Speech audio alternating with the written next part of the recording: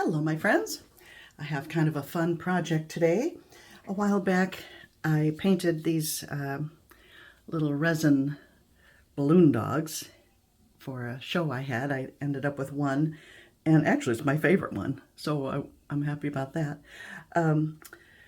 But they weren't inexpensive for me to buy initially, so I didn't do any more. But I found this one at Goodwill the other day, and I got it for about $4. So I'm pretty excited about it, and I'm going to pour on it today.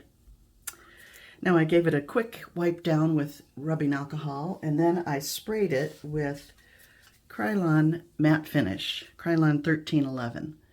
And I use this, it gives it a little bit of tooth, something for the paint to stick to, because this one was a different finish than the little one. The little one was just kind of a flat resin. This had kind of a, I don't know if it's ceramic or resin. It had a very shiny finish to it, slick. So by doing this, I'm thinking that it'll help the paint adhere. I use this for a lot of my paintings that I embellish. If they've dried with a gloss, depending on your medium, I'll give it a light spray of this, which will allow the paint I then apply to adhere nicely. And I even used it over paintings I've varnished, and then I decide I want to paint on them. So it's very versatile and a good tool for you. Matte Finish 1311. Okay, so this one came with little rubber feet, and I taped over them as best I could.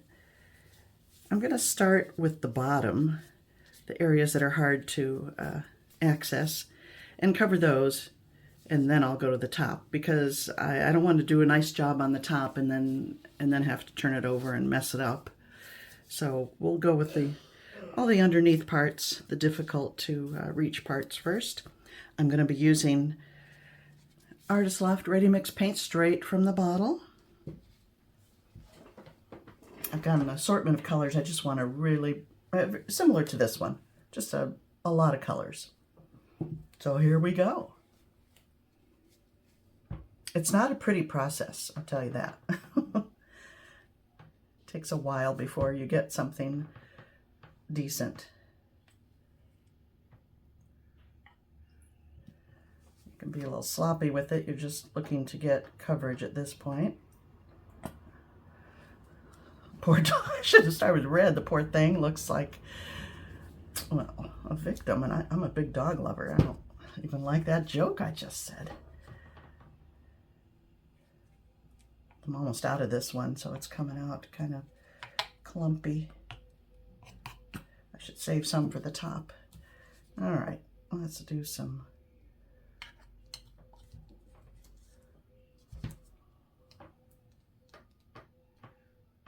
And gravity is going to, fix this whole thing, not to worry. At this point, I'm just looking for coverage.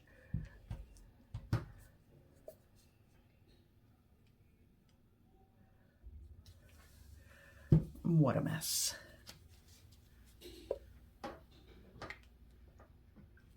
I can't even show you this. This is so messy.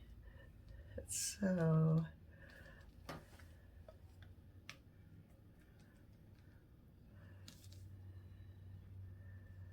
Okay.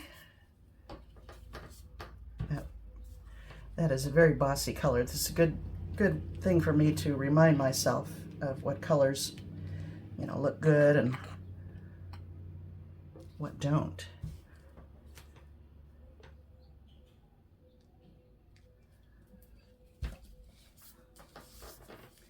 I'm almost out of, I like this color, but I'm not going to waste it on the bottom.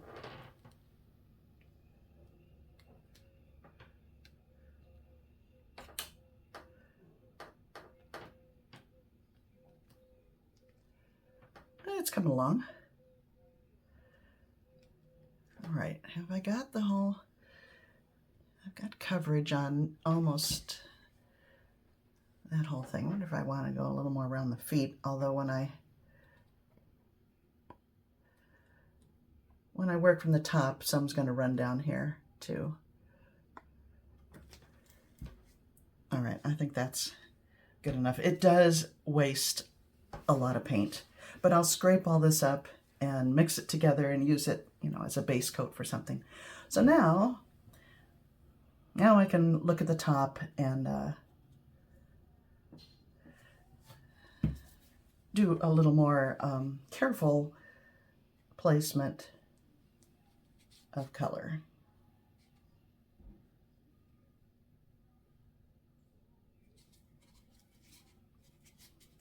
I'm gonna leave that one by itself for a while. Got a lot of blue, a lot of purple. What do I need? Maybe this light blue would be pretty.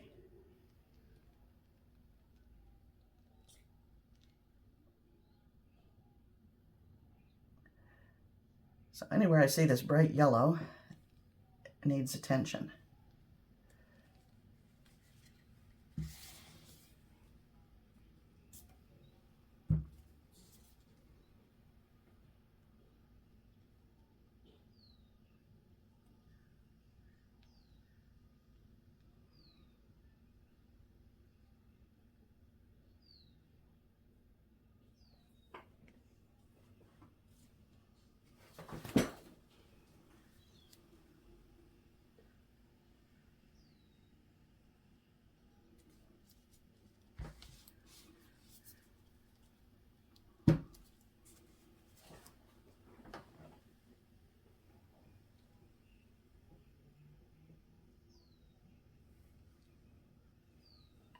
One little funny spot right here I can't seem to get to. I'll just use my finger. There we go.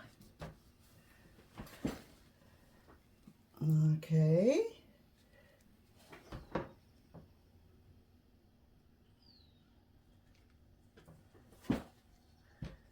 It's looking pretty good.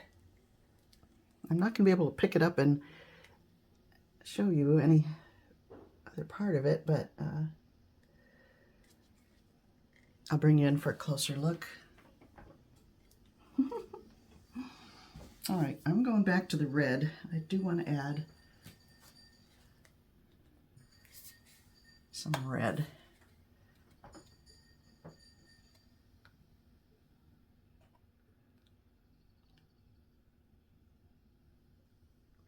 Because the red against the blue and the complementary color green just really pop.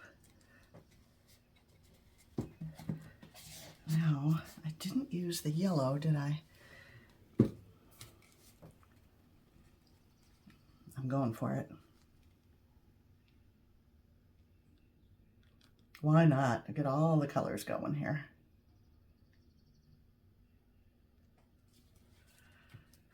All right, and now we just let gravity do its thing.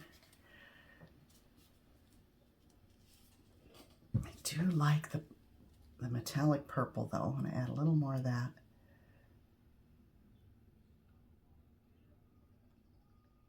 I think it's the only metallic I have here.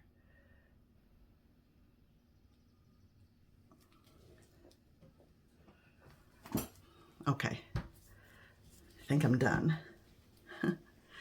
Now, gravity will finish up the painting. Anything I've just added will drip down, and I do have to babysit it a little bit because right under the chin tends to drip, and if it dries, you'll have a little bump under there. So I just every once in a while will come with a skewer and knock that off.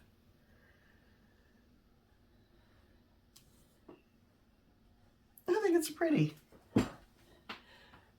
Let me bring you in. Oh gosh, you can't see a thing. I'm now looking through the camera. What a mess. Let's bring you down here.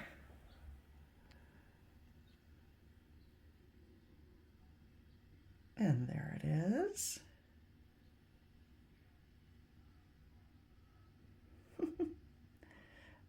So the drip under the the snout and the belly. I'll have to watch that.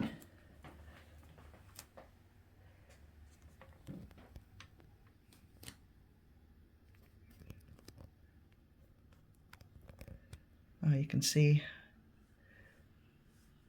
oops, the entire mess. Where is it? Oh, there it is.